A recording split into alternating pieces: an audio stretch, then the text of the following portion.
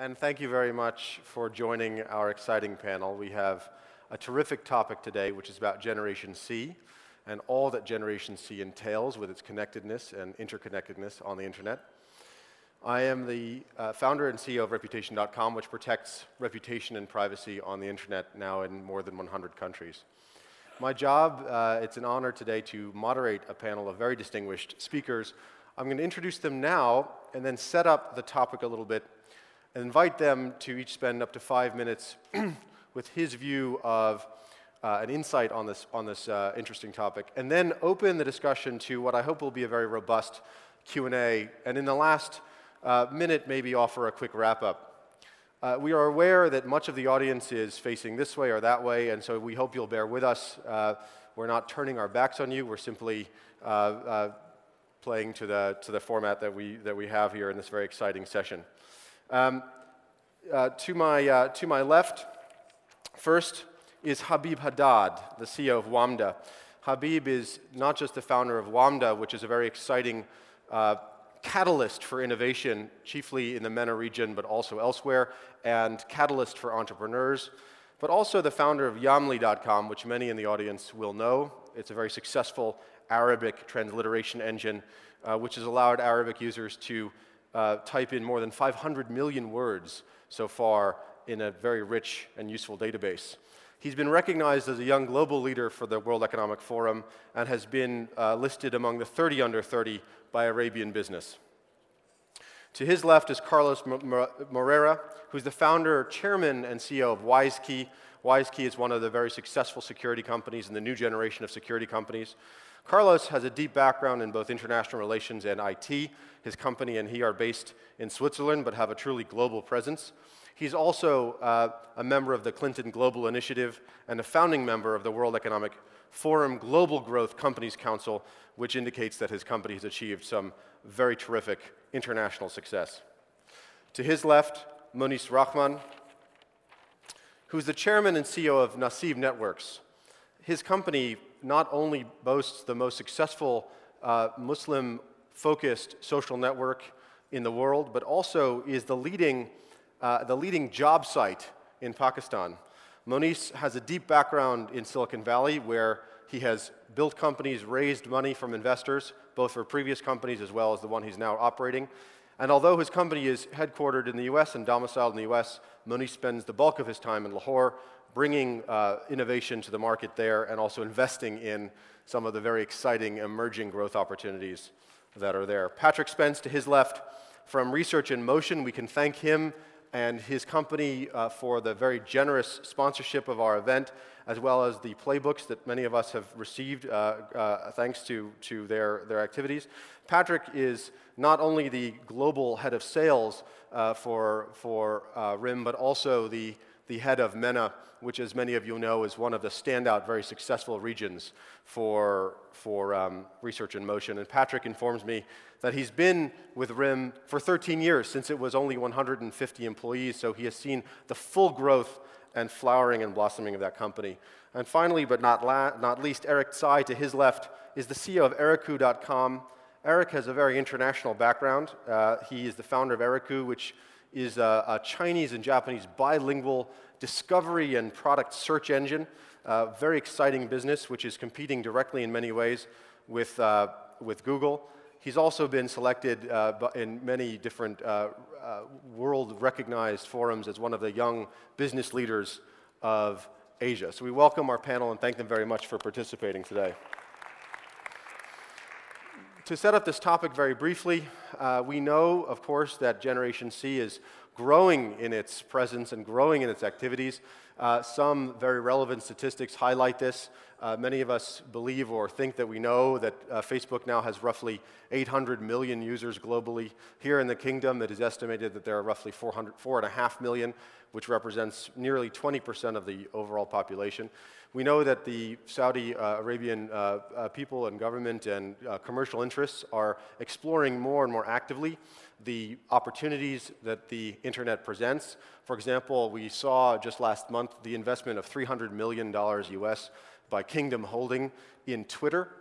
We see the growing opportunities here in MENA and the growing interest in MENA in this interesting and fascinating, vigorously growing field.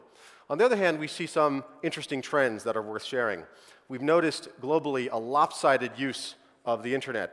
What used to be the governing principle called the Pareto principle of business, the so-called McKinsey 80-20 rule, in which 20% of participants in an ecosystem would represent 80% of activity, seems not to be true on the internet.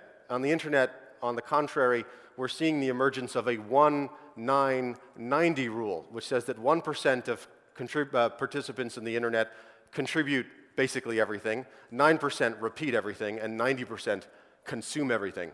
And in fact, some of the new research that my company itself has done indicates that that 1% is actually hyper-represented by 1% of it, so that 1% of 1% of internet users actually generate almost everything on the web. Also, to demonstrate even further this point, William and Mary College, which is one of the top 10 colleges in the United States, has done a study of Twitter in particular and has observed that more than 80% of tweets are now generated by bots, which represents, or robots, machines, not by humans, which raises interesting questions for usage and so forth. Well, anyway, we have a very, very exciting opportunity that the internet presents us, but also there are opportunities for fraud, cyber warfare, cyber crime, as well as commercial exploitation that some of us want to make sure we safeguard against, especially given some instability that these factors can create socially. Well, I begin with Habib. Habib, you have a unique perspective on this panel in that you are not only an entrepreneur yourself, but a catalyst for entrepreneurship in the MENA region. Can you tie this topic to your experience and expertise in respect of the MENA region in particular? Sure. So I think I'm going to talk a bit about the region, bring it back to the context here, and maybe later I can share some of the trends we're seeing as investors. But this MENA region, the Arab world, is a very exciting place for the internet. If you look about 10 years ago, we started, a bit more than 10 years ago, we started with stories like Maktoob that Fadi Ghandour this morning talked about in terms of, pushing content online and readers and consumers being just consumers of content. In the past recent years, we've seen an explosive growth of internet penetration. In fact, the Arab world is the fastest growing region in the world in terms of internet penetration, more than 2,500% penetration in the growth in the past 10 years. The numbers are still, I wouldn't say are great, but are there. 30% penetration. But for us as entrepreneurs, we see that as an opportunity. It's a growing space. The other interesting thing is actually 80% of the youth is connected online. 65% of them are actually on social networks. 18% of them read blogs. Our young population is actually very much engaged online. To give you a staggering statistic, YouTube, there are 120 million videos played every day in the Arab world, and every minute there's an hour of video uploads. And so what does all of that mean to us, and how can we benefit from that? Well, we've seen, for example, leadership being distributed. The Arab Spring is a big example of that. The end result of the Arab Spring in some parts of the Middle East, it might be debatable. But what might not be debatable at all is the power of the young population using these tools to innovate. So us as investors and as stakeholders in the entrepreneurship ecosystem, we see that as an opportunity. We are very excited to actually leverage this power, this reach, to inspire, empower, and connect youth on the ground and to become entrepreneurs, to create jobs for themselves and for others. Because let's not forget, we're talking about entrepreneurship imperative here. We have about 80 million jobs to create in the next 10 years, and how can we create so? And trust me, it's not a top-down approach, it's a bottom-up approach. And the best way to create bottom-up approaches are actually through social media and through the distribution of leadership, distribution of responsibility, and distribution of innovation. So what we're creating in WAMDA is actually an ecosystem of its own. So we're actually, we have an online media site where we create content, inspire, we connect entrepreneurs to each other, and we do some mentoring as well online. We're actually partnering with Google to test Google Hangouts in just creating a video conference of mentors and mentees online. So we're leveraging the tool so we can reach the people even in the most rural areas to get them, to give them the right advice and the right mentorship, the right inspiration to take their ideas forward. Another thing that we're also doing, this is one piece, which is the media arm, the online TV, and we're actually seeing a lot of consumption of media on that, a lot of activity on that. The other thing is we actually invest. And the interesting part here, we see what kind of trends are coming in the region. We see actually the trends are coming from the region, compete globally, even in the most unexpected places. For example, data. 90% of data have been created in the past few years, compared to the past tens of decades. So there's a lot of data out there about each other's on Facebook, on Foursquare, and Twitter that is yet to be leveraged. We see companies in Turkey and in Lebanon, for example, we invest in 2 of those that are leveraging this data in terms of moving forward. We still invest in a company in Dubai that actually is leveraging social media to create jobs. They have created more than 200 jobs in the past few months for freelance translators, moms at homes, in terms of giving them jobs. So people would go submit their online content. They would go translate that for much cheaper and much faster through the connection through using social media. And there's actually a young gentleman here called Khalid. I'm not sure if he's around. He's actually creating a job empowerment for women in Saudi as well using social media. That's the second piece, the fund. Now the third piece that we're creating also, we want to scale our impact. So we can impact directly entrepreneurs by investing in them, but we can scale our impact by actually using social media and creating a privilege card for entrepreneurs that entrepreneurs can get discounts on hotel, airlines, also using social media, and creating a crowdfunding platform. That's great. I guess I'm out of time, but I'll be happy to answer any questions later on. That's very excellent. And thank you very much for that.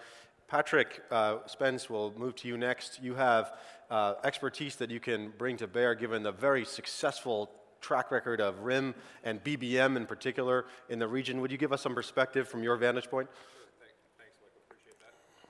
Am I live? Hello? Test?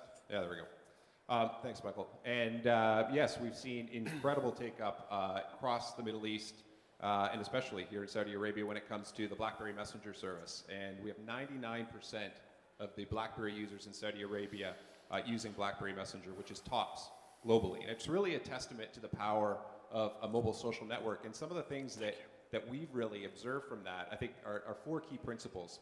And the first is individual empowerment. And when you think about that, Generation C, the way I see it, is already empowered and feels they have that spirit of entrepreneurship. They're already ready to go. They already feel like they're engaged in the world and they can do so much. And that's what these services, that's what the digital world is bringing to a lot of the young people today. They're there, they're engaged. And I think that has implications for many companies as well. Since the young people are coming in with a high degree of individual empowerment, it's important that we engage them in the business, let them make choices, help them thrive inside corporate companies as much as in entrepreneurships. But I think that sense of empowerment and the power of the individual is absolutely key. The second would be about the rise of the virtual village. So for many of us, we may have not have been kind of privy to the internet and Facebook early in our lives. And so I even hear debate sometimes about, is this good or bad, or what does it mean? This isn't the real world. Well, for most of Generation C, both the real world and their virtual world, whether it be Facebook, Twitter, BBM, they're actually growing up in both simultaneously. And that changes the perception. There is no debate about whether it's good or bad.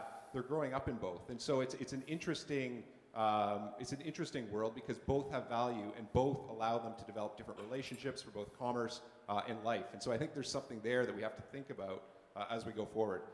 The third would be about speed. And what I would say is both life and as well commerce at hyperspeed, right? Because the chairman of 3M was mentioning this morning, talking about the amount of work that people are doing. Show me a company that has people working 40 hours a week versus 60. I'll show you who won. Well, I think it's actually even different than that. Show me the person who gets back to a customer or somebody within 30 seconds as opposed to 24 hours, and I'll show you the winner. And we're seeing this hyperspeed really take over. And it's in social interactions, it's in commerce right across the way, and it doesn't matter where you are around the globe. That's the interesting thing. It allows anybody to compete. So again, back to that power that's there. It's about the results, not really the appearances, the perception, history, right? Some of these things. It's very freeing. And then finally, interestingly, our perception on Generation C is that they actually have a high degree of trust in the services that are out there, and they're ready to engage. But they actually have high expectations around privacy and the trust that you provide, and they may be unspoken. So in fact, it's actually a fragile balance between the two because they're willing to engage in new services, they're willing to trust what's out there, but at the same time, you have to be very careful with that trust and understand that you can't betray it. And so walking that line is a very interesting challenge for entrepreneurs and large companies as well. So that's what we're seeing kind of through our experience with Generation C and BBM today. Thank you very much, Patrick, for that insight. Moniz, next going to you. You have a unique perspective on this panel about how to empower and enable Generation C to find workforce opportunities and recruitment opportunities on the internet. Could you add some insight from that vantage point? Yeah, sure. I come from a place that Newsweek magazine fondly calls the most dangerous place in the world. But the other half of the story is that the Generation C evolution has accelerated extremely fast. So to give you some examples, about 10 years ago, there were about 3 million people in the country with mobile phones. Today, there are 110 million. That's 3,500% growth. Internet users, there were 2 million, and now there are 20 million, and 900% growth. So the point I'm trying to make is in emerging areas of the world, there's been leapfrogging, and the evolution of Gen C has been accelerated into existence, whereas in the West, we're kind of seeing it brewing into existence. This has had a dramatic impact on jobs, and back in 2006, nobody had heard of our job site. The primary mode of hiring was through newspapers. So all of the online hiring did not exist. It was all through newspapers. Today, our job site processes 25,000 job applications every single day. And we have about 45,000 employers who use our site to hire. So it's been disruptive in changing the ecosystem. So while 4 years ago, nobody had heard of our online job site, it is possible that 4 years from now, nobody will know about our online job site unless we continue to evolve with Gen C. And by that, what I mean is the social ecosystem, the adoption of Facebook, Twitter, and LinkedIn has dramatically changed the way we search for jobs and the way employers find skilled resources. It's all about who you know at the organization and finding a reference check to employees at organization as well. So what we're seeing now is on our job site, for example, what we've done is we've built a social graph which connects Facebook, LinkedIn, and our own job site users. So you get a meta graph, and when the workforce explores opportunity, when they see a job that interests them, they instantly can figure out how they're connected to that opportunity through people they know inside the organization. Likewise, employers are able to figure out how they know the talent that they're acquiring and to do a reference check in real time. The speed at which job and recruiting information spreads across the internet now is just incredible. We're finding that employers are connecting employee accounts to their Twitter, Facebook feeds. So when they post a job, it gets simultaneously broadcast through thousands of employees instantly, and they get a network. The graph is helping them weed out the employees that make a difference. So I think there's a traumatic impact that Gen C is making. It's going to be a disruptive change, but at the same time, I think it also offers a disruptive opportunity. Thank you. Eric Tsai, you have a very interesting experience in East Asia, but also in managing people from different cultures, which is one of your areas of expertise. And also, I wonder if you might talk about any differences you might perceive in managing employees who might themselves be in Generation C. Okay. Well, in about 4 or 5 hours' time, a quarter of the world population will be celebrating the Chinese New Year. And that's where I come from, where most of my employees are at. At the same time, I have an office in Silicon Valley as well as an office in India. And also, of course, our headquarters is in Tokyo. As Michael mentioned, that our company consists of a very large difference of employee nationality, culture, and background. And to be honest, it's not an easy job to manage all these people from different backgrounds, not to mention when they are all older than I am. We have more than 100 people who come from different countries, nationality, and background. Say for instance, they celebrate different holidays. They have different mindset of value. And they also share very different work ethic as well as the working style. So while Japanese people can actually live inside the office for 22 hours a day, it's quite difficult to ask American people to do the same. And so when I come to manage all this, my strategy was to take the Yankee strategy, what we call. So basically, we hire a few superstar engineers. It's like, again, like the Yankees in New York. When you have the Derek Jeter and when you have the Alex Rodriguez, basically you form yourself a formation where all superstars want to come to this team. And I sort of take a strategy for the team to self-grow. And our biggest team right now remains in China. So I constantly go to China.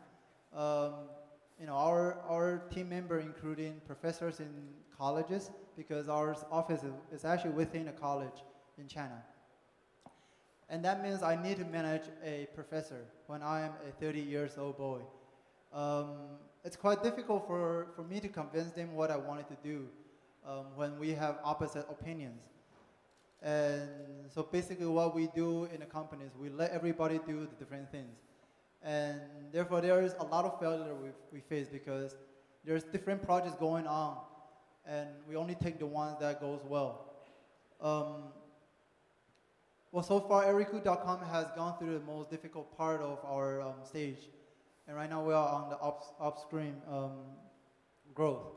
And well, basically, once again, to manage this different force and different culture, I think it requires a person to be very flexible and the team to be very flexible. And that can never be easy because when everybody happen to be a superstar, have their background, have their accomplishment, they wanted to do their different stuff. So basically what we do as an incentive to our team is we let people take a very big chunk of incentive when their project goes off very well. And vice versa, if a project doesn't go well, there is equivalent penalty, which means zero incentive associated to that. I think I'll answer other questions during the Q&A section later on. Thank you very much, Eric. And now to Carlos, who has two perspectives that he can add, as well as many others, I'm sure, in particular to this panel. One is this very deep knowledge of cybersecurity and how that manifests itself in the risks that the activities of Generation C are perhaps presenting, and also as a very transnational business person with interests in Europe, North America, Asia, but also here in MENA and even locally. I wonder if you could add your vantage point to this discussion. Thank you, Michael. And first of all, thank you for the opportunity to discuss this subject, which I think is an essential issue. One of the C's we have to add to Generation C is confidence. I come from the city that developed the World Wide Web. I still remember 25 years ago when in Geneva we developed the web at the CERN. And I remember for what reason we did it, which has absolutely nothing to do with what is happening today. We are in a situation now which is very, very peculiar. It's equivalent to, and I know there's a lot of parents in the audience, that you buy a Ferrari to your son or daughter and you let for first time to drive that car, but you are aware that infrastructures on which this car is going to drive, they are not secure enough. So we are in a situation which is very similar. Generation C has the computing power now that my generation needed a mainframe to have. With a single BlackBerry today, you can do transactions that in my generation needed a full technology department behind.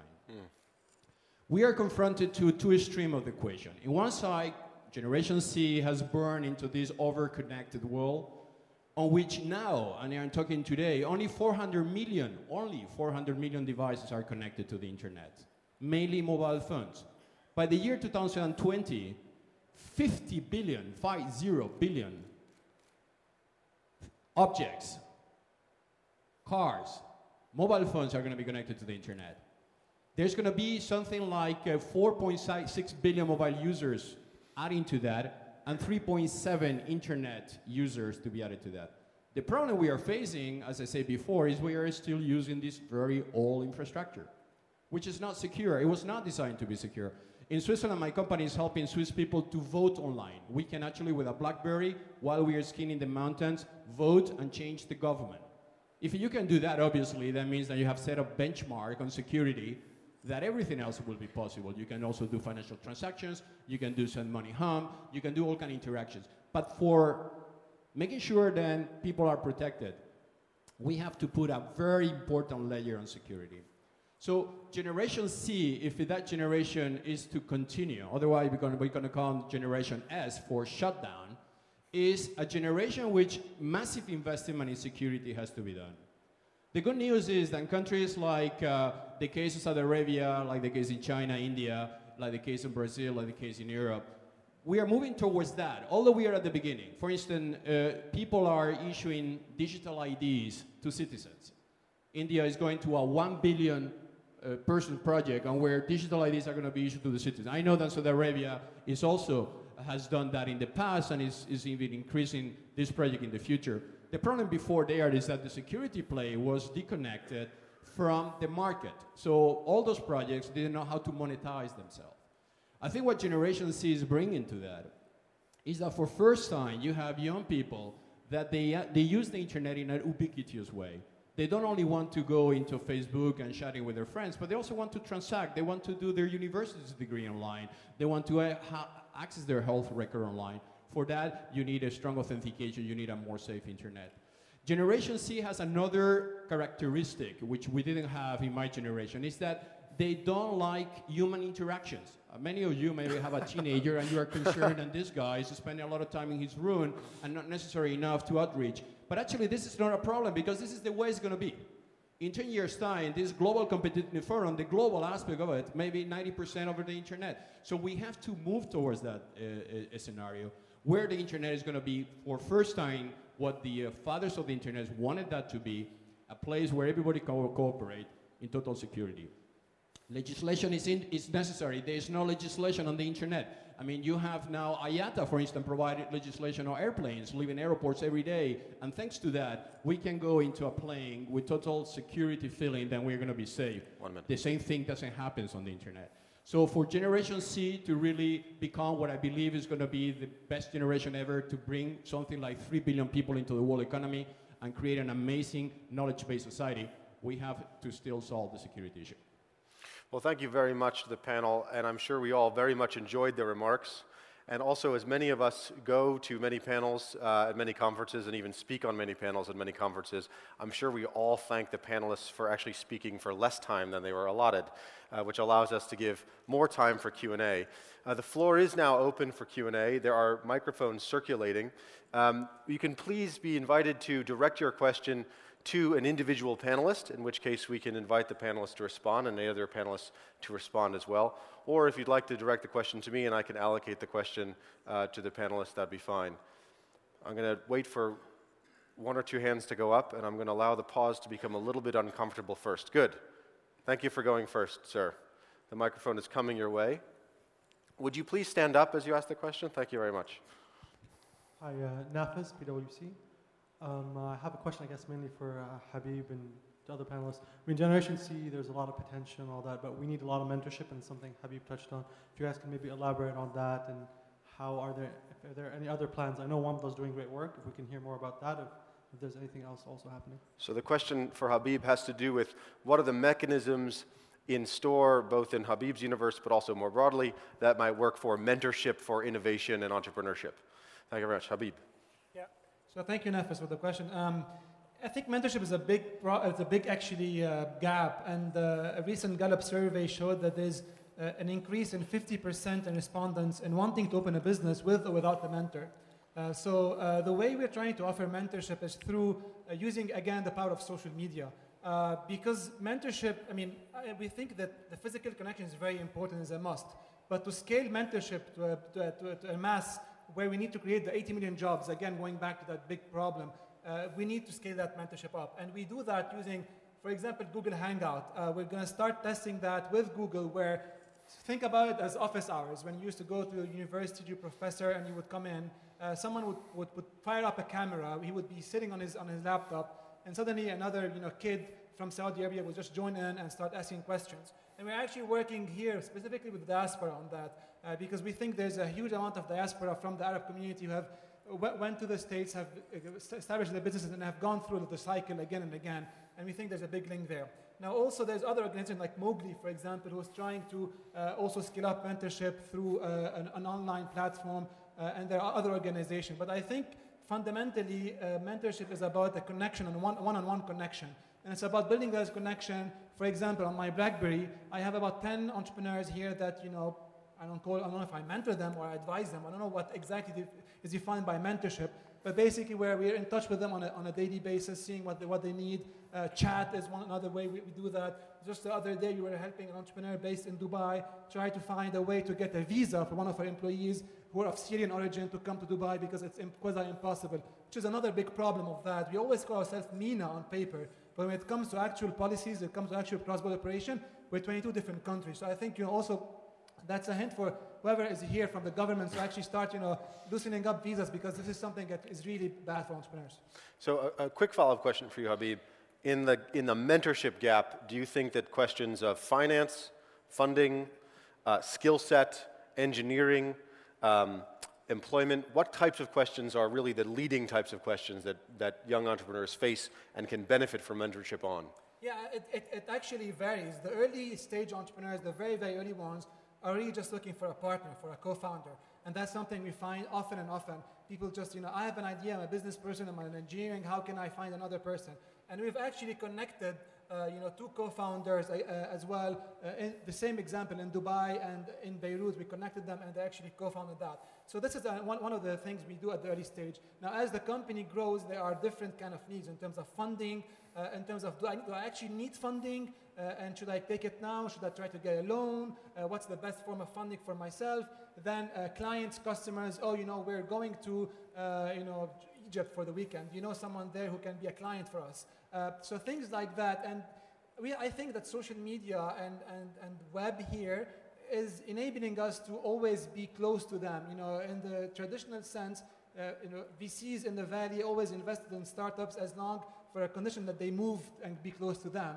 We think that using the means of social media, we're actually being close to others and being able to open doors for them. Thank you. Looking for the next question. We welcome the next question. Yes, please, sir.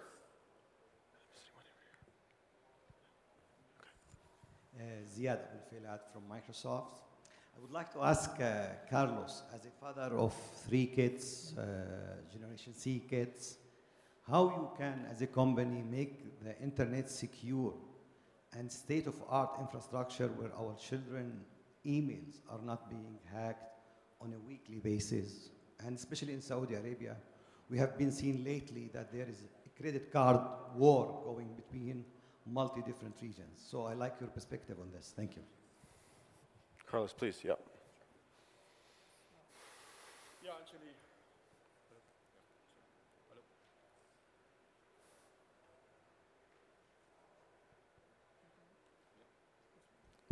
Yeah, sorry.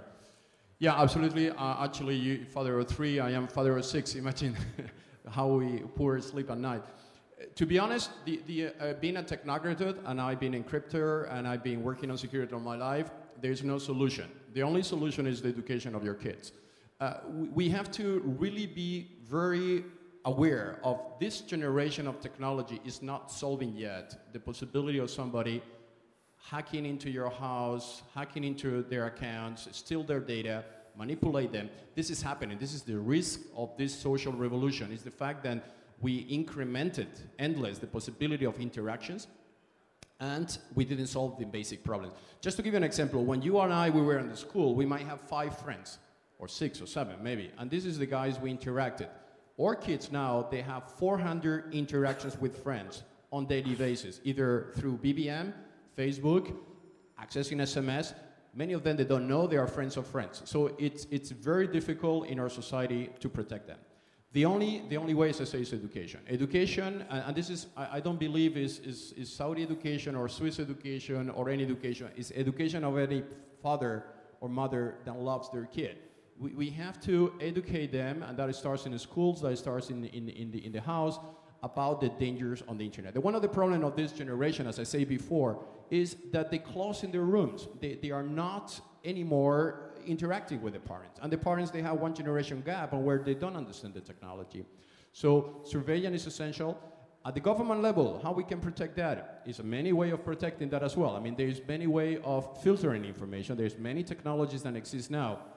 You know from our experience working with Microsoft in Citizen Service Platform and others, there's a lot of things that we can do to reduce the risk. As I said before, imagine a car. In the 80s, we have cars with our airbags. Everybody was saying, why you need an airbag in that car? In any case, nothing's going to happen. It required a lot of people to die in a car, so manufacturers start to say, hey, we have to put an airbag in the car because the safety of the person is actually proven. The same thing happens in technology. We have to go to producers of technology, social media sites, mobile providers, and say it is your moral obligation to increase your security because your customers otherwise are going to be exposed. Thank you very much. I'm looking around for raised hands. Yes? Yes? Is that a question over there? Oh, thank you very much. I didn't see you. Yes, thank you very much. Please. Hi. My question is directed to Habib and the panel, actually. You spoke of internet legislation, and one of the main features of this generation is open source and collaboration and access to information. So where do you draw the line between legislation and internet censorship? It's kind of in the news right now, so I'd like your feedback. It's a very important and evergreen topic. Habib, you're on the spot. Yeah, I'm on the spot, yes. Well, I am a firm believer of the freedom of the internet. I'm a firm believer that the internet was created to be free, and it's what allows innovation to happen, it's what allows collaboration to happen, it's what allows serendipity to happen. Once you start putting rules and boundaries against that, you're going to limit this a lot. So I think there could be rules and morals and ethics that everyone should go and follow. And, you know, for example, Facebook should be a bit nicer to some activists when they're actually trying to push hard for some human rights, for example. Or other private companies should actually have some rules internally of how to deal with specific scenarios. But in general, I'm a big proponent of free internet. Would anyone else like to address this question?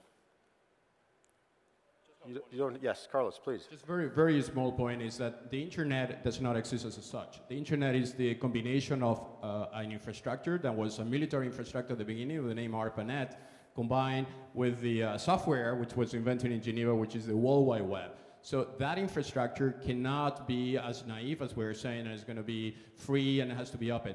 You hardly need to reinforce the infrastructure.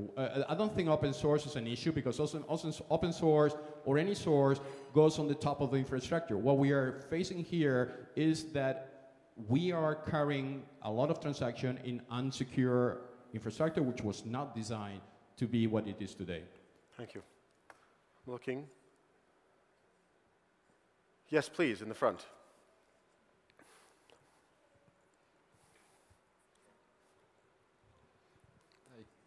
Hello? Yes. Yes. Excuse me, my question is to the gentleman from RIM. I'm sorry, the name is not on the list. Patrick, yes. Yeah, Patrick. Do you think, in your point of view, there's a sort of a compromise between proliferation and the security? Last year, there was a sort of altercation between RIM's access on its servers and security thing in the region. On the other hand, we are seeing the Android platform versus the Apple platform. One is open source and open for others, while the other one is pretty much secured and locked. And it seems that there is sort of a compromise at a certain stage where companies would have to choose between security, or how much security they need to put on their platforms, and the proliferation that they need to reach the market and the standardization and access.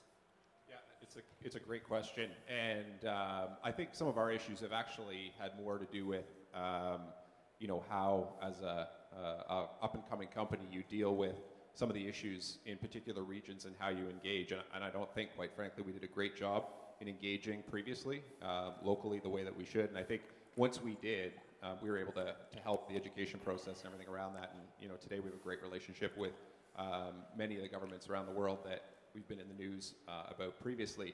You know, when it comes to, I think certainly, I mean, with us even, we have, you know, a certain level service that we offer to enterprise and governments, which is highly encrypted and very popular to over 250,000 BES servers around the world for a particular purpose. And then we have other services, right, like BlackBerry Messenger and some of the others that are more consumer-oriented that are different and more like some of the other services that are out there. So I think it's a variety of things. I think if I bring it back to Generation C, I think they demand a level of open internet that probably we haven't necessarily seen globally. But you start to see that today, that wave, and I think they're demanding it. And I think it's going to be an interesting world as this goes forward, that's for sure. Thank you very much for that. Yes, in the front, please, sir, would you wait for the microphone? There's one coming just behind you. Thank you. My name is Robert Haig. I'd like to address a question to the Pakistani entrepreneur. Again, we don't have names written down. I'm sorry. His name is Moniz. I didn't memorize them all. You mentioned about what your company has done to find jobs in Pakistan. I'm wondering if the C generation has anything to say about advancing democracy. We've seen the examples of the Arab Spring and how it's brought down dictatorships or contributed to that. But from your own experience and the experience of Pakistan, is there anything that the social networking and the internet can do to advance? And democracy is a loaded word, but the rule of law, against corruption, free elections, that type of thing. And if you might have some thoughts, and other members of the panel might as well. It's a great question. It's a great question, and in fact, we've already seen some very dramatic changes. We have an upcoming election in about a year and a half, and there are a number of players who are going to run for office, including Imran Khan, who essentially came out of nowhere and had been thought to have no chance to win. He's a sports star, essentially. Social media has propelled him to the front. So from a Gen Z impact, if you look at social media, Facebook and Twitter, he's been extremely active, and he recently had a rally in Lahore, and they had a record attendance. Not just because the people are connected to the internet, because a very small percentage are still connected. We have so about maybe 1/6 of the population is on the internet. But that 1/6 has a dramatic impact in influencing other people who are not on the internet. So the rally was a success. All of the campaigns today are creating social media strategies. I've been involved in that as well. And it's definitely something that's taking hold. From a democracy standpoint, I've been in the country since 2003. And the proactive interest in the average person in elections and who's going to run for office has never been stronger. And I think to a large degree that's because of Facebook and the media in general. Thank you very much. Answer. While we await the next question, I'd like to actually go back to Moniz. So Moniz, in respect of Generation C, you and Habib both are people who have deep exposure or experience in the West, and your teams do as well.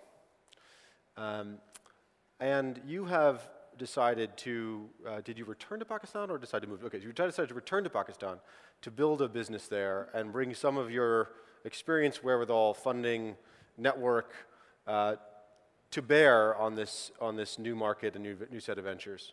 At what point do you predict that model of requiring somehow a background in Western experience or leveraging a background in Western experience will be supplanted by more quote-unquote purely native kinds of experiences?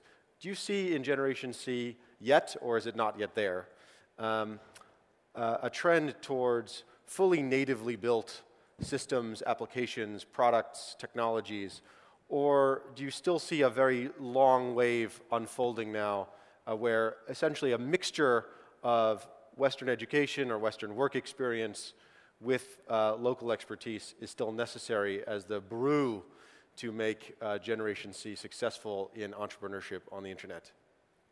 That's an extremely interesting thought. When I moved back in 2003 to Pakistan, I would have thought that the experience in the West made a difference because of the exposure I had to emerging trends.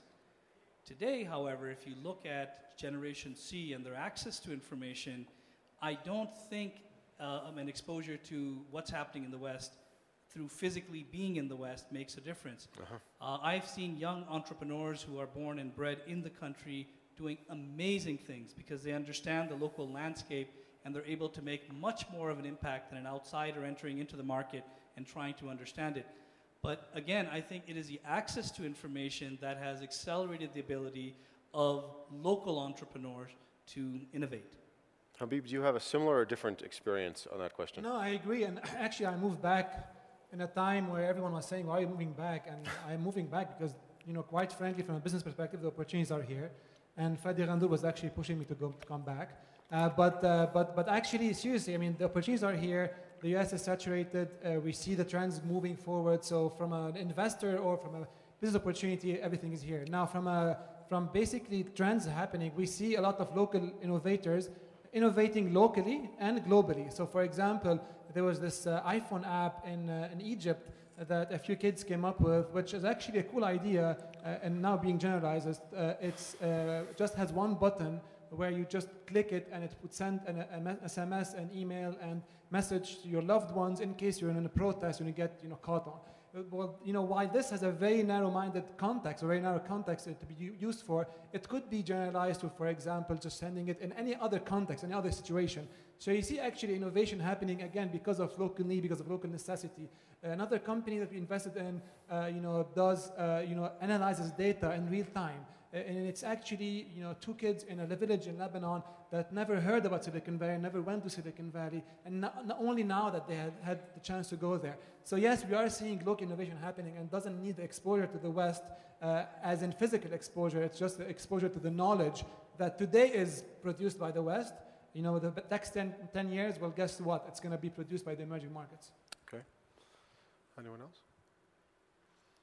Patrick, I'm going to ask you to, if you can. Oh, pardon me. Was there a question over here?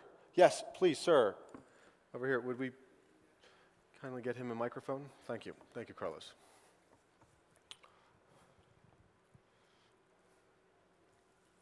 Yes, my name is Saud.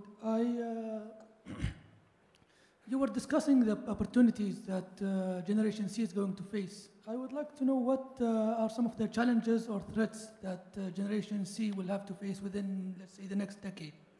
Thank you. Would you like to direct your question to anyone in particular, or shall I?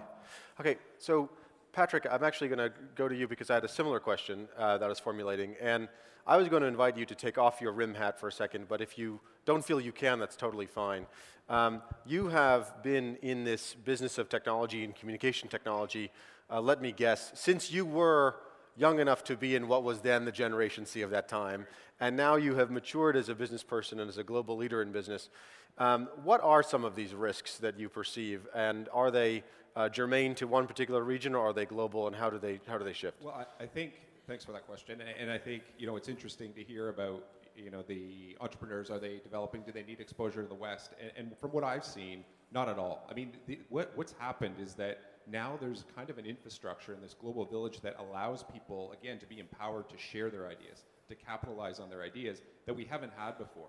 So it's an amazing opportunity for people to really speak up and be empowered, right? And that's what is interesting to me. We're finding as we globalize our business, the importance of having local people in each country running the business, something as simple as that, and trying to take those ideas back into the organization is critical to being an innovative company going forward. So it's absolutely incredible, and I think the best ideas are kind of everywhere, and the key is how quickly can you implement those and get those into your business, and then kind of scale them. But in terms of challenges and things that we've seen, I think the biggest danger, quite frankly, is how impatient Generation C is. And so this is both, an opportunity and a risk to some degree, but I think for many businesses, you have to understand how impatient they are, how they're not going to stand for process, bureaucracy, some of these things that are out there probably as well, that applies to governments too, and some of the bureaucracy that's out there, legislation, et cetera. And so with that impatience and that need to make change quickly, I think that's something where you have to be careful because, again, it's a great opportunity for a lot of people to bring great ideas and a new generation into the world, but at the same time, if they get frustrated, if they're running into too many walls, I think it can create a dangerous situation in some environments, quite frankly. So that's a very interesting insight, and I want to ask you just one more question. So Generation C sounds like they might not be very good at patience. Is there anything else in broad strokes and in the business of generalizing as we are today in this panel, is there anything else in your observation that Generation C is not as good at as compared to other generations? Probably listening to authority. Okay, okay, listening to authority.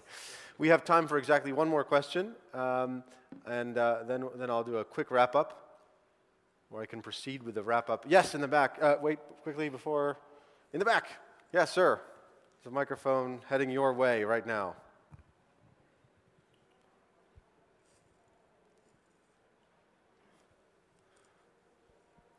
Thank you. My name is Fahed Nasmar, and I have a question for Mr. Spence. As a loyal BlackBerry user, I was a little disappointed a few months ago, as I'm sure many people in this room were, with the disruption in service. And you mentioned quite a few qualities about Generation C, namely their impatience, their expectation for high service all the time. What has RIM done to adjust to those qualities, and how does RIM expect to rebuild the trust that it potentially lost a few months ago? Fair question, and I forgot to mention they're also the most forgiving generation, so we're very lucky. But no, on a more serious note, definitely, it's one of those things where it shows you, I talked about speed as well, right, and kind of the high expectations that Generation C, and all of us now, I think, that live in this age have, and that's something that we didn't live up to on that day. But we put the process in place, the systems, and we know what we have to do going forward. It's so critical, and it just shows you the importance of being there. And, you know, again, it's remarkable to me because we shifted it from when I started 13 years ago, email, you know, if you got it within 24 hours, there wasn't really that time pressure, everything around it. Now, you know, people are looking at their device, if they don't get it in a minute or two, they're wondering, you know, what's wrong, right? Is there something wrong in the network?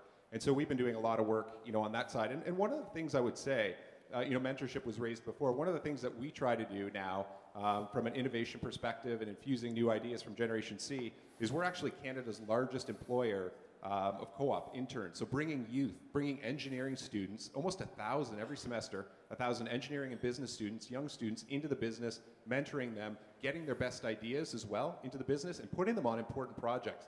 And so some of the ideas, different ways of thinking, bringing that into the business should as well help make sure that we stay on the forefront. And something I would encourage, you know, many companies to do here. And certainly, you know, we have them and the latest thinking going into how do we make sure these networks scale globally to make sure that we don't have anything like that happen again in the future. So, thank you. Thank you for that. A quick wrap up before we wrap up. We've seen a very interesting trend in the internet in the previous 10 and 15 years as compared to the coming 10 years. If you look at the first $1 trillion of wealth that was created on the internet, and you set aside hardware companies and ISPs, which are very large wealth creators, 90% of what's left is advertising. The internet has essentially so far been an advertising industry medium. And if we look at the next $1 trillion of wealth, which is very relevant to those of us who are interested in Generation C for any number of reasons, if we look at the next $1 trillion of wealth that will be created across the world, it will not be split 90-10 in this way. It may be split 60-40 or 50-50. And that's especially relevant for regions like MENA. To make advertising scale at enormous scale and enormous wealth creation on the internet, you need enormous numbers of eyeballs at certain minimum levels of GDP per capita, which does not always obtain in many of the emerging markets. However, what does seem to work is e-commerce, in the sense that there's enough GDP per capita in many markets, this being one of them, that seems to be a very promising opportunity, not just for traditional advertising, which no doubt will continue to grow, but also for different ways to deliver goods and services, including virtual goods and services. So it's a very interesting thought, especially as this region, and indeed this country, invest and grapple much more clearly and vigorously with this exciting industry and this exciting opportunity. Well, I want to thank each and every one of these exciting panelists and all the people who asked very good questions, and of course our hosts, the GCF. Thank you very, very much.